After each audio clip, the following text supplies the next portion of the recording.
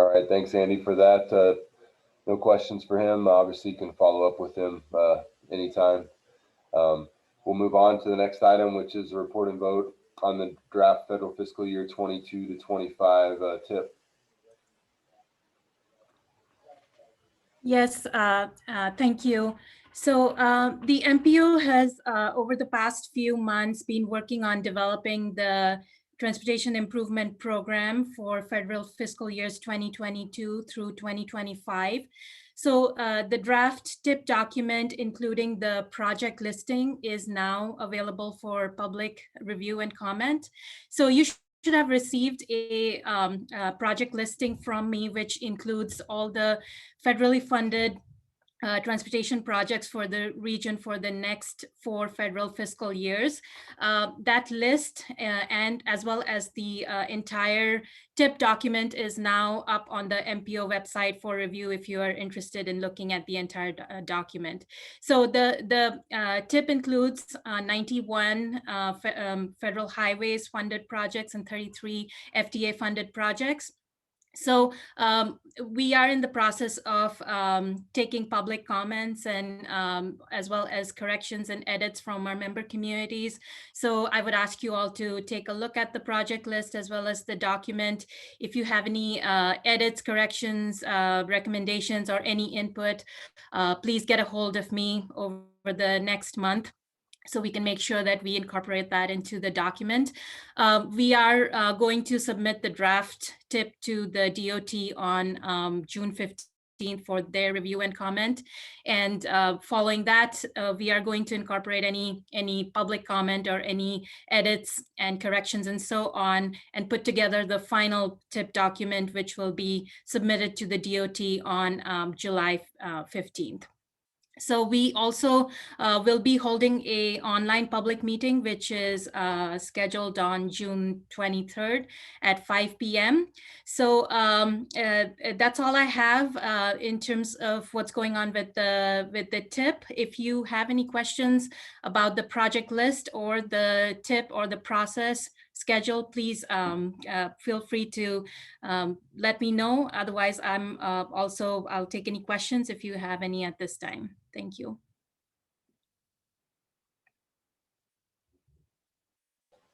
All right, any questions for Shreyoshi? If not, we're looking for a motion to approve the draft tip.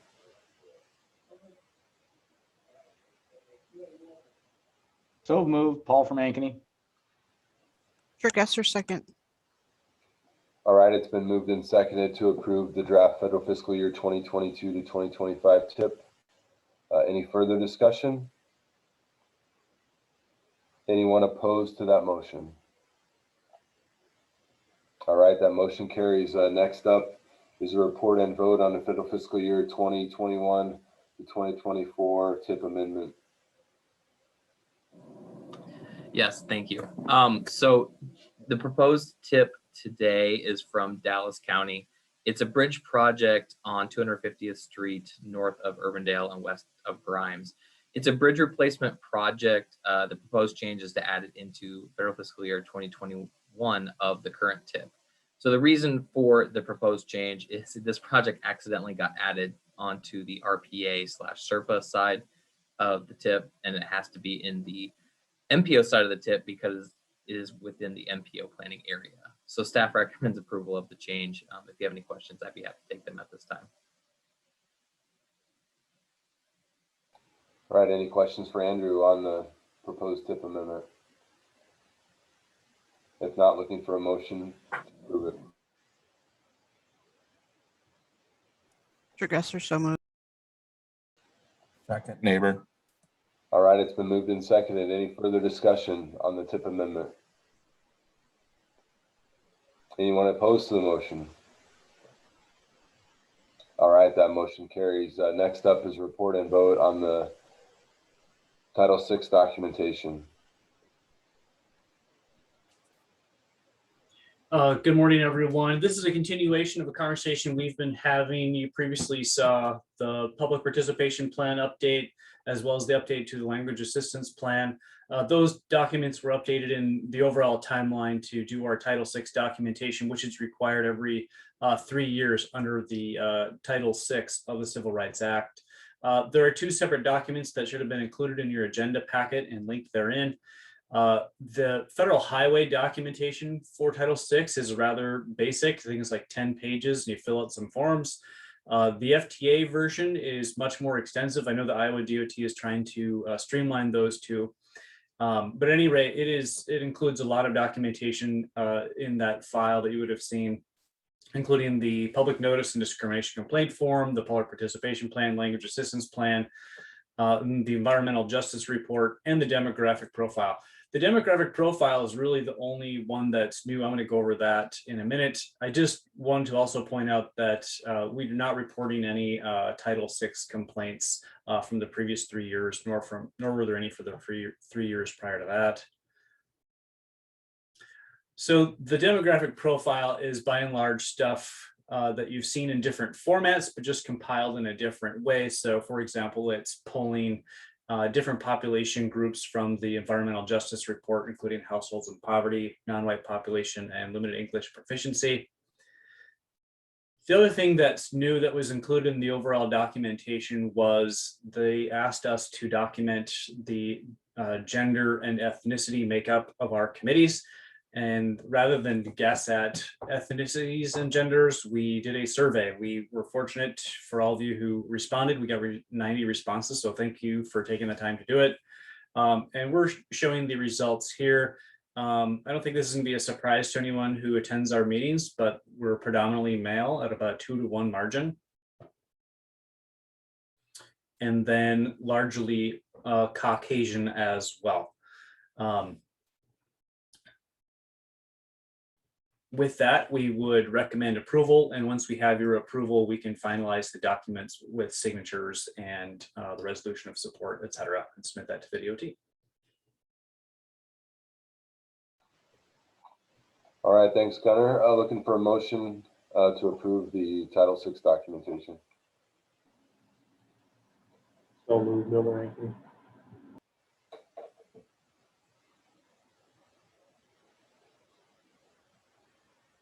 Gesser, second. It's been moved and seconded. Any further discussion on the Title VI documentation? Anyone opposed to the motion? All right, that motion carries. Next up is the report and vote on the environmental justice report update. Yes, thank you. Just want to bring this back again. Last month we went over pretty much these same slides, but this month we're asking for your approval. Just a reminder, when we brought out the environmental justice report last fall, the MPO executive committee asked us to form a subcommittee to review some of the federal requirements, methodology, and then the funding implications of that. And so we will be putting before you today for your approval exactly that, the methodology. So you can go ahead and go to the next slide. So just as a recap, previously the MPO used regional average as the threshold for any census tract to be within a degree of disadvantage. The subcommittee recommended that we move that to the top 30% or the 70th percentile threshold. And you can see the differences there on the table on the right, with the middle 2 columns being the regional average and the right 2 columns being the 70th percentile. Not huge swings, but there are noticeable differences. And that does cap, doing this does cap the number of census tracts in any degree of disadvantage to 34, since the MPO planning area is comprised of 113 census tracts. Next slide. So this is how that shakes out visually. It really brings everything kind of back to the urban core. We still have a handful of tracts up in the Urbandale, West Des Moines, and Clive areas, but that really brings it back down to kind of that urban core of Des Moines as well. You can go on. So just a couple next steps after we move this through the committees. We'll be publishing this online. It's already online in our meeting documentations on our website, but we'll also be adding it to the online mapping and updating some of those thresholds there. And then again, integrating that into the MPO planning processes, including our next item, which is kind of funding mechanisms about this.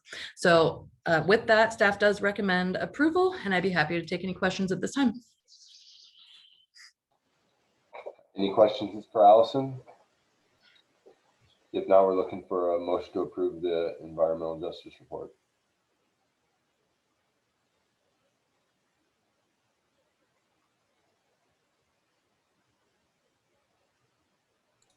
Motion to approve, Huesman.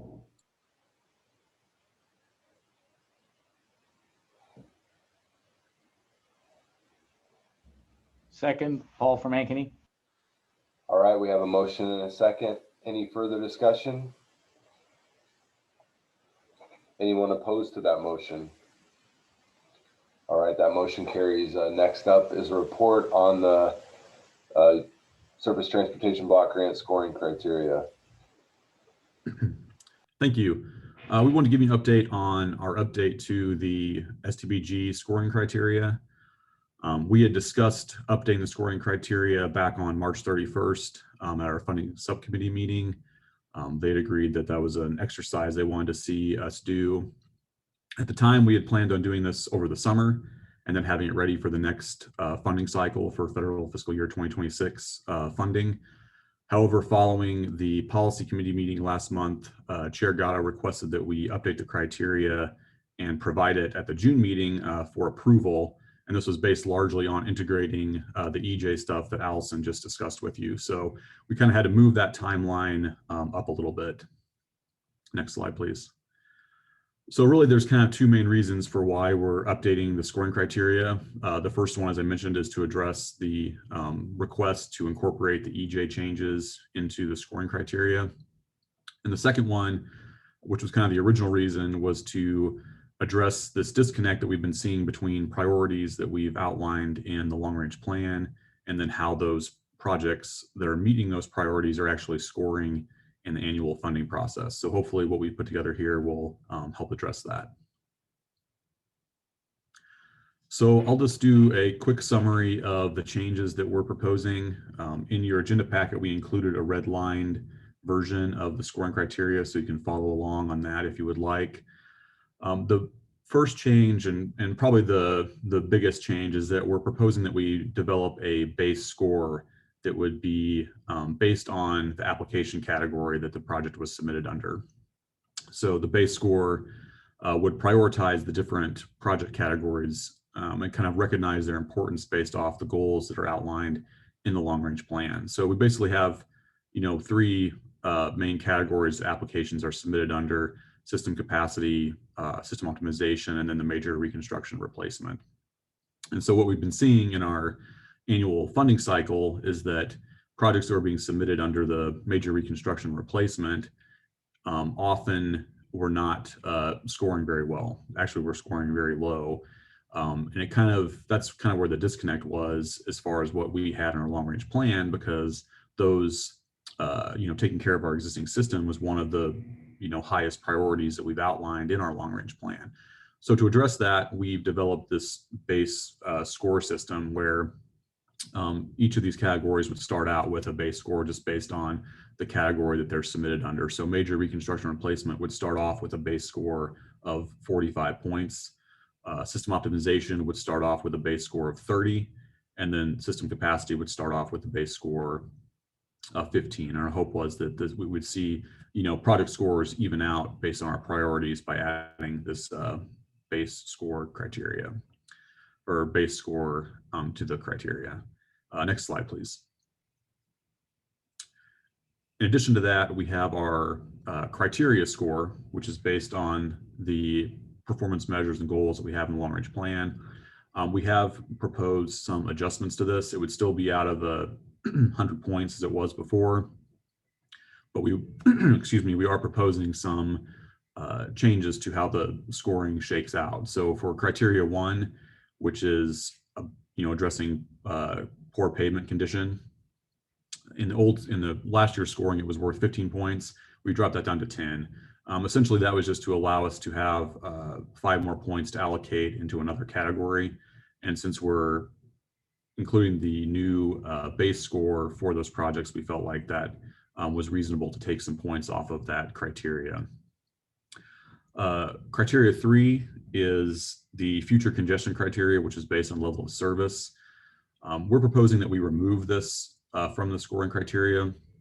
There's a couple reasons for that. We've been trying to kind of move away from the level of service in our performance measures. And in addition to that, in reviewing past projects, there really just were hardly any projects that were scoring points in this category. So we, to some degree, kind of felt like this was a wasted category, seeing as how not very many projects were getting points under it. So we're proposing that we take out criteria 3. We're also proposing that we take out criteria 4. That has to do with projects that are addressing freight bottlenecks. Again, there are very few areas in the metro that are considered a freight bottleneck, and very few projects were ever scoring points under this. So again, we just kind of felt like it was a wasted category where we weren't being able to allocate any points. Criteria 5 is where we've updated the EJ methodology. So we've changed the stratification there to match up with the new EJ methodology that Allison presented in the previous item. And then we're also proposing that we change the points on that one from 5 to 10. One of the requests from the executive committee was that we give additional points to the EJ in the scoring criteria. So we've increased that from the 5 to the 10. Next slide, please. Criteria 6 is the just a change from 5 to 10 points. Essentially wanted to just provide some more points under this category. Criteria 13. Let me just find that on my sheet here real quick.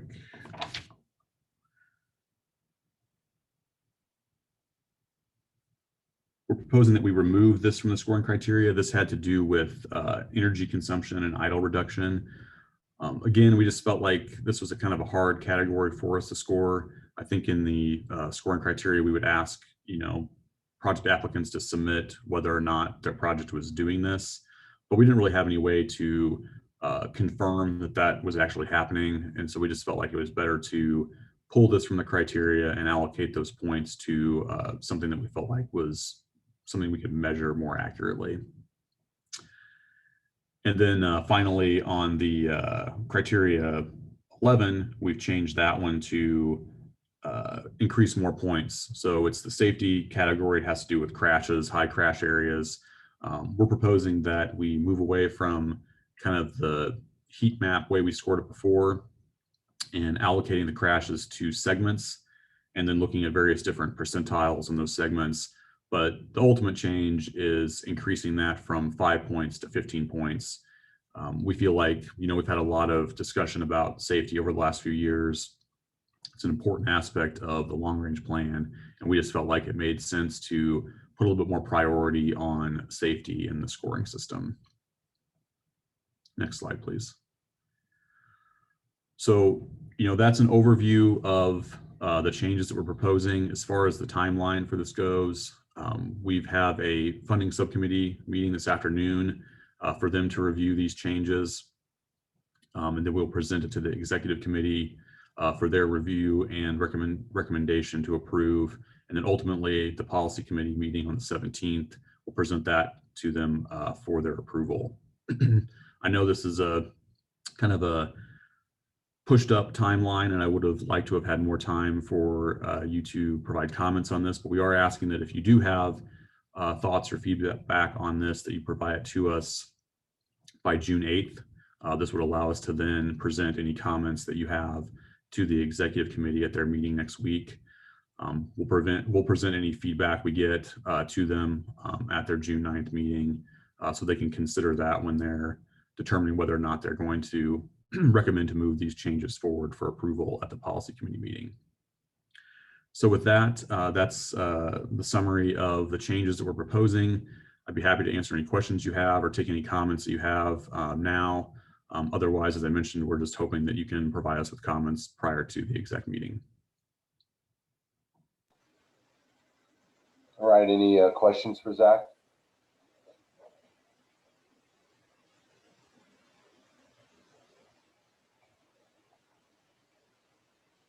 I guess the comment, Zach, I'll make, because I appreciate the marked up, version to show, what the changes are, and to be able to go through it as then you're making the comments today. So I agree. Wish the process was a little, we drug this out a lot longer than this in the past. It's too bad it's had to be pushed through, so.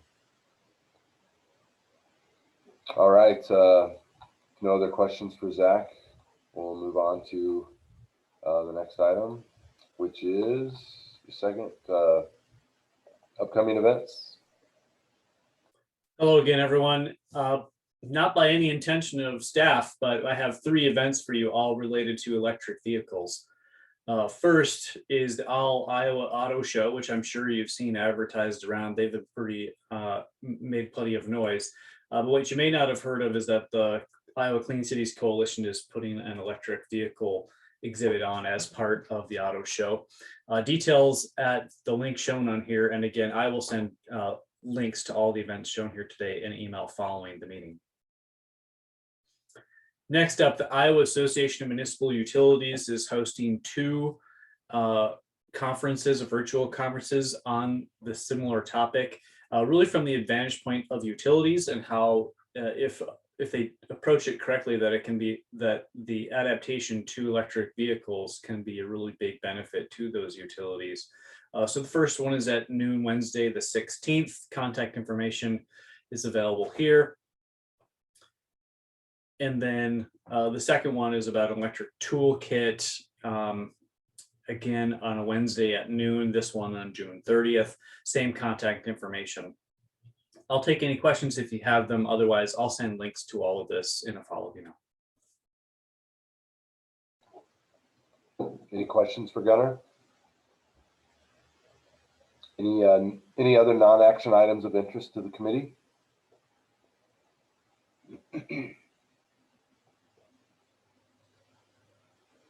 All right, hearing none, our next meeting date is July 1st, 2021. And with that, we are adjourned. Thanks, everyone.